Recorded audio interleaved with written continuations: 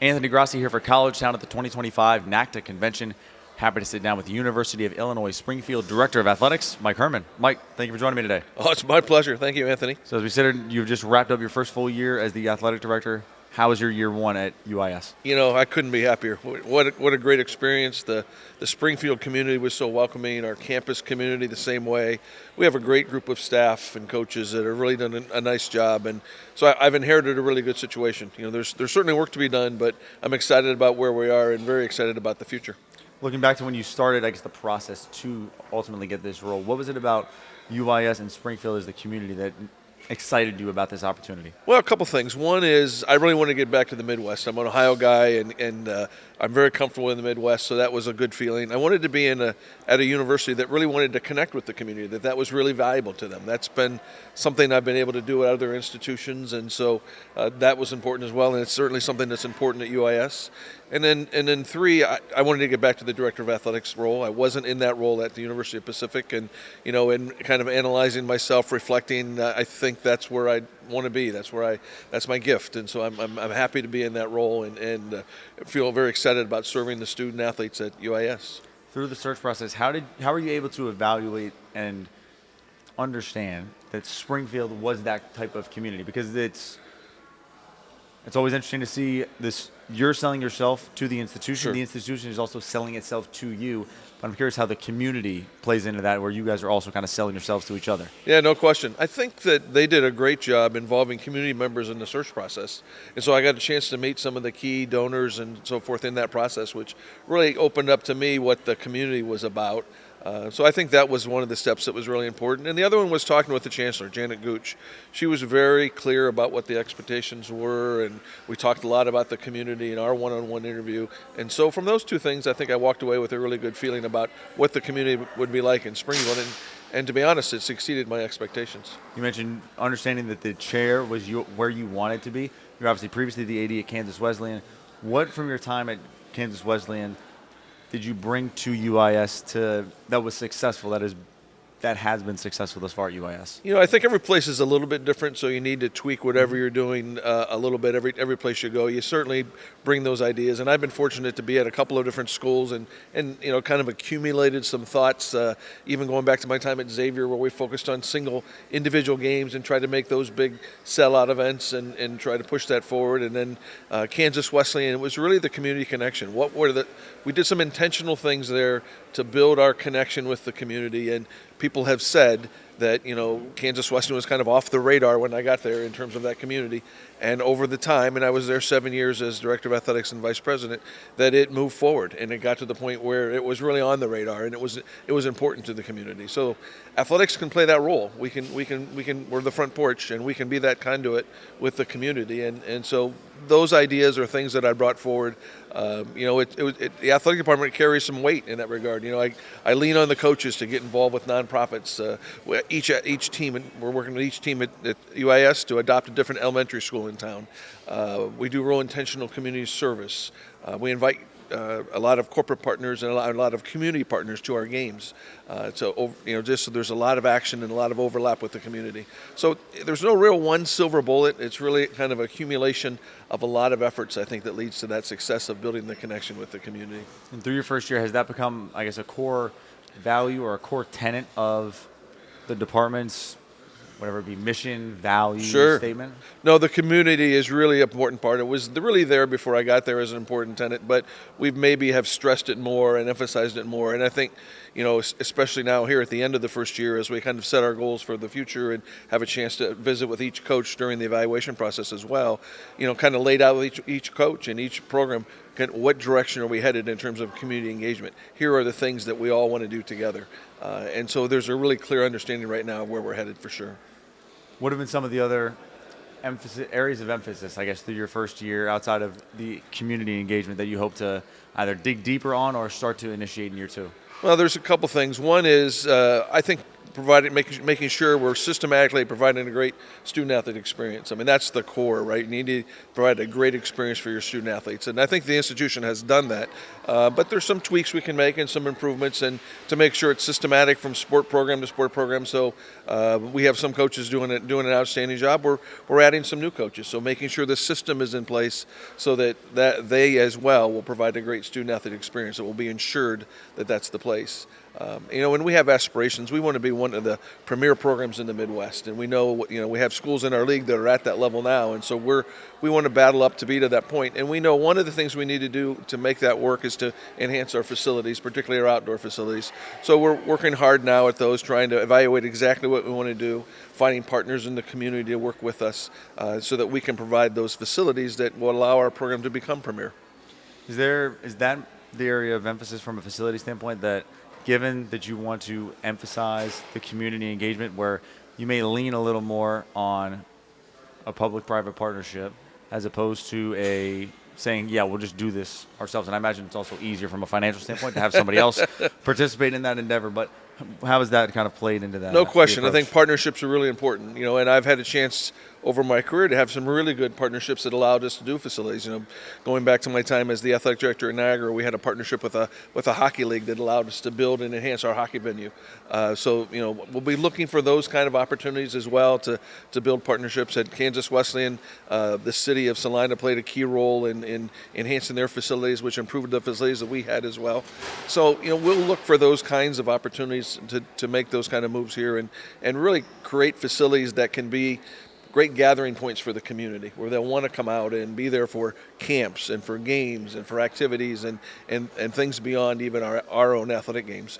And with some of the facilities that we have now, we have a wonderful basketball venue, and we're working now to involve more community events in that venue. We're talking about high school games. We're talking about other events that we can host in that community that will bring other people to our campus. And so those are steps we'll take with our facilities across the board.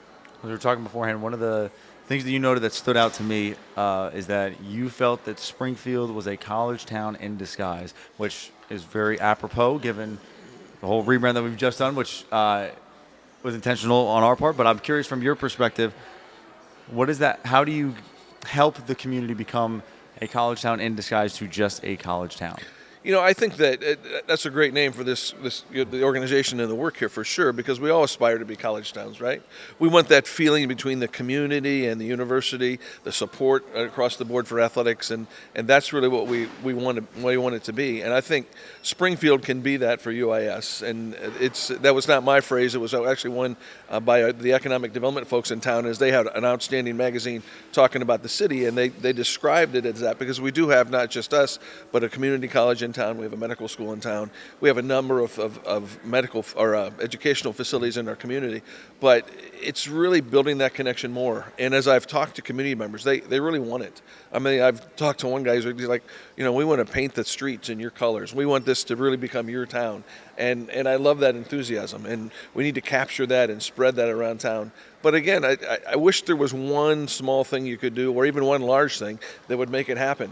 That would make it easy to focus on that one thing. But it really has to be an intentional strategy across the board. And it really is, 1% improvement over 100 different things gets you to that 100% improvement. So we really need to focus on a lot of things in terms of intentional community connection that will allow us to be the college town. And, I don't think there's any better place for community members to come out and have a day than this, to watch a college athletics event. I mean, our athletes are great role models. It's economically priced, and college athletics is very affordable, and so it's a great opportunity for the community to come out, and it really adds value to the community. So we just want to emphasize that more and continue to build that in Springfield. Yeah, you mentioned some of the initiatives, having all those little touch points with your coaches being involved with nonprofits, each team having involvement in an elementary school, all those little 1% better every day get you to ultimately the goal that you will achieve. As you've stepped into this chair, I'm curious how have you thought about incremental improvements across the athletic department? Obviously, we've mentioned that 1% better for creating that community engagement, but from systems, operations, development, all of the things that you guys are trying to grow, how are you as a leader creating, the framework for the department to grow and move forward?